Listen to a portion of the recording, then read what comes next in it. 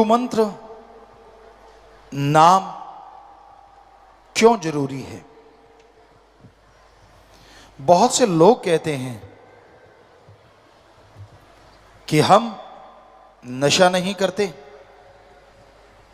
परिवार वाले सुख सुविधा से रह रहे हैं, रहने को खाने को अच्छा घर परिवार बच्चे हैं, तो हम क्यों गुरु मंत्र लें?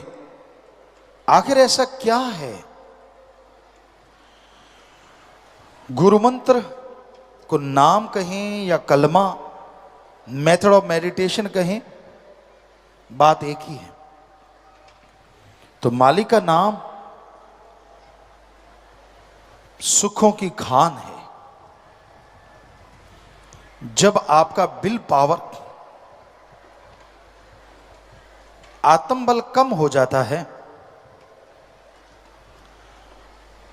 उस समय दुनिया में हर सोच इंसान की घटिया हो जाती है, नेगेटिव हो जाती है। और आत्मबल आने से हर सोच पॉजिटिव होती है, आत्मबल बढ़ता है और पॉजिटिविटी से सफलता आपके कदम चूमने लगती है।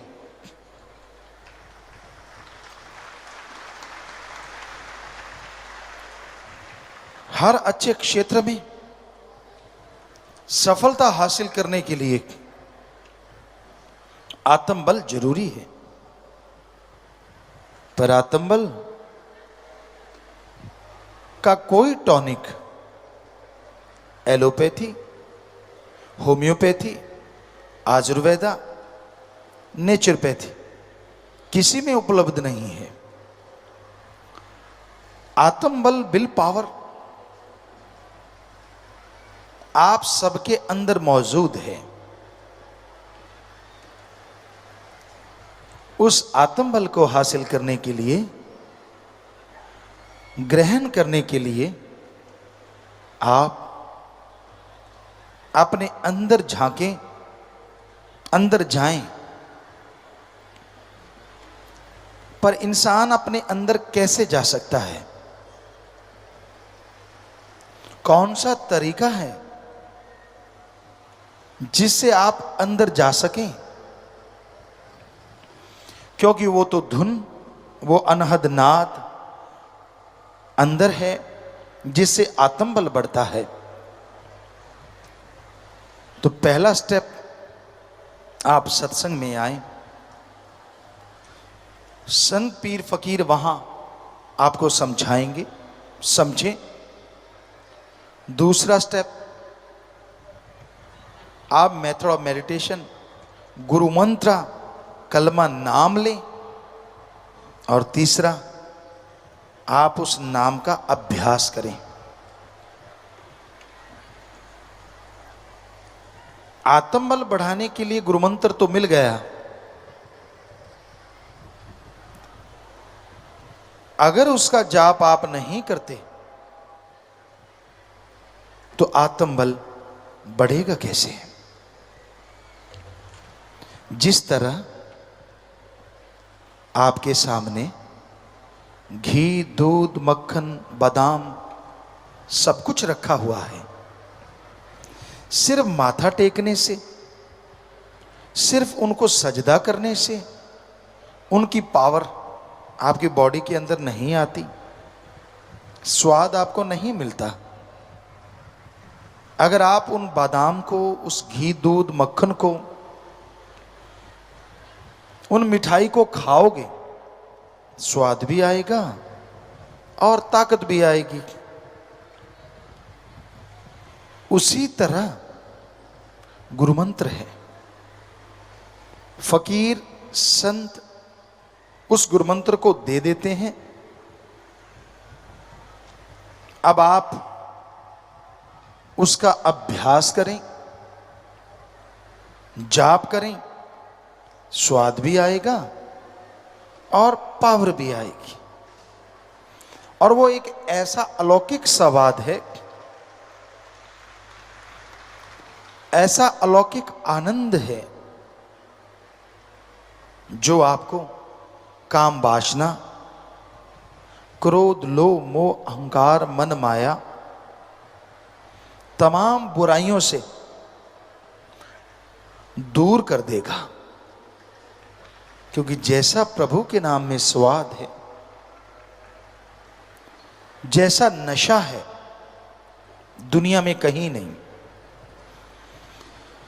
शराब, पोस्त, भांग, अफीम, चरस, हेरोइन, स्मैक, ये सारे नशे एक तरफ और ईश्वर की भक्ति का नशा एक तरफ। अगर दोनों की आपस में तुलना करें तो ईश्वर की भक्ति का नशा करोड़ों गुना बढ़ के नशा देने वाला है। फर्क क्या है दोनों में? आप दुनियावी नशा करते हैं, वो बर्बादी का घर है। शरीर खत्म होता है, दिमागी तौर पे आप खत्म होते हैं, समाज में आप पे लानतें पड़ती हैं और आप दुखी परेशान रहते हैं। माँ बाप, बच्चे, परिवार सब दुखी हो जाते हैं। ज्यों ज्यों नशा करते जाएंगे आप दुनियावी, त्यों त्यों अपना खात्मा आप खुद करते जाएंगे। पर ईश्वर के नाम का नशा, राम नाम का नशा, जो आप घर बैठे बिठाए कर सकते हैं, घर गृहस्थ में रहते कर सकते हैं, जैसे जैसे जाप करते जाएंगे, जैसे जैसे वो नशा करते जाएंगे, आपका शरीर तंदुरुस्त, दिलो दिमाग स्वस्थ से स्वस्थ होता चला जाएगा। घर परिवार में खुशियां, रौनक आनी शुरू हो जाएगी और समाज में लोग आपकी इज्जत करेंगे।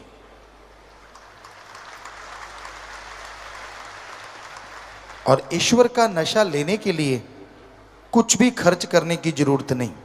ना पैसा चढ़ाओ, ना कपड़ा लत्ता बदलो, ना जमीन जायदाद, ना नोट बोट का चक्कर। आप जुबान से ईश्वर की भक्ति करें और हाथों पैरों से कर्म जोगी बने। अच्छे कर्म करो, चाहे वो शारीरिक मेहनत हो चाहे दिमागी मेहनत। अगर अच्छे कर्म करते जाओगे, साथ में प्रभु का नाम लेते रहोगे, तो जिंदगी की मुश्किलें आसान होती जाएंगी।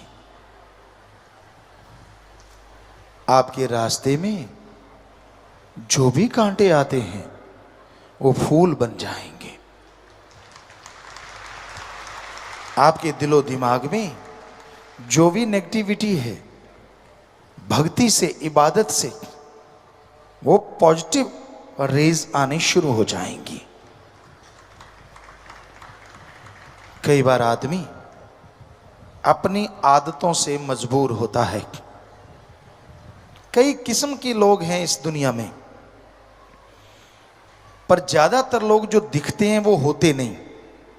ये हमने 5-7 करोड़ लोगों को देखा, उनसे मिले, ज्यादातर का ये हाल होता है। जो बोलते हैं वो होते नहीं, और जो होते हैं वो बोलते नहीं। सारे एक जैसे नहीं होते। अच्छे लोग भी हैं, भले लोग भी हैं, जो नेकी भलाई करते हैं और नेकी भलाई को दुनिया तक लेके जाते हैं। पर कुछ ऐसे गिरी सोच के लोग होते हैं जो अच्छाई में त्रेड़ ढूंढते हैं। उनका काम होता है नंबर बनाना, कि मेरे नंबर बनने चाहिए किसी की भावना को ठेस लगे तो लगे। हम आपको कहा करते हैं, एक दीवार पे प्लास्टर किया हुआ है सीमेंट का, वहां चींटी दौड़ रही है। वो चींटी ये देखने नहीं आई कि दीवार कितनी खूबसूरत है, चींटी ये देखने आई है कहीं तरेड़ मिल जाए तो घुस जाऊं। सो इस तरह के भी लोग होते हैं। लेकिन राम नाम में तो कोई तरेड़ होती ही नहीं, ना तो कोई वहां पैसा लिया जाता है, ना धर्म जात मजहब छुड़ाया जाता है, ना किसी से कोई जोर जबरदस्ती होती है। आप जिस मर्जी धर्म में रहें, जो मर्जी पहनावा पहने, आप धर्म मजहब में रहते हुए ईश्वर की भक्ति कर सकते हैं। आप धर्म मजहब में रहते हुए जो मर्जी पहनावा पहने, जिस मर्जी धर्म को माने, भगवान को इन चीजों से कोई लेना देना नहीं। भगवान को लेना देना है कि आप अपनी आत्मा के लिए कितनी भक्ति करते हैं, उस मालिक को याद करते हैं, और कितनी परहित परमार्थ सेवा करते हैं। अगर आप भक्ति करते हैं, परहित परमार्थ सेवा करते हैं, तो यकीनन वो मालिक आपको खुशियों से लबरेज करेंगे ही करेंगे। अगर आप दिखावा करते हैं, सिर्फ ये सोचते हैं कि मेरे हाथ जोड़ने से या सिर झुकाने से वो मिल जाएगा, तो ये आप अपने आप को धोखा दे रहे हैं। प्रभु किसी दिखावे में नहीं आता। उसको अगर पाना है तो अंतःकरण को साफ कीजिए, अपने दिमाग से कचरा निकाल डालिए। क्योंकि जब तक आप भक्ति नहीं करते, आपके दिमाग का शीशा साफ नहीं होता। क्या आपने ये सुना है बिना पढ़ने के डिग्रियां हासिल हो गई? हो सकता है ऐसा होता हो, पर क्या आपने सुना है धरती में बीज डाला ही नहीं और फसल खड़ी हो गई? क्या आपने सुना है डॉक्टर ने ऑपरेशन किया ही नहीं और आपका ऑपरेशन हो गया? हो सकता है भक्ति वालों के साथ ऐसा होता हो, पर वैसे ऐसा संभव नहीं है। आप डिग्री डिप्लोमा हासिल करते हैं, जिंदगी के 20-25 साल लगाते हैं, और अगर प्रभु को देखना है, उसकी भक्ति को जानना है, तो जिंदगी के 20-25 महीने ही भगवान की तरफ लगा के देखो।